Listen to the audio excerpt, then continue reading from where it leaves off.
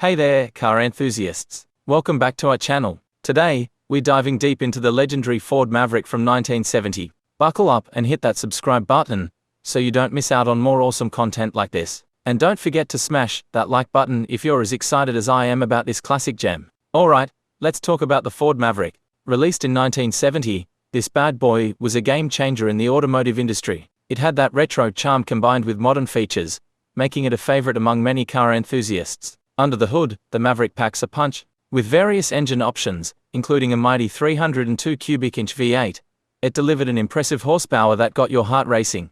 The acceleration was remarkable, going from 0 to 60 miles per hour in just around 9 seconds. Not too shabby for a car of its time, right? Now, let's get into the nitty-gritty. The body design was a sight to behold, with smooth lines and a compact yet sturdy build. The interior was comfortable, boasting enough space for a family of 4.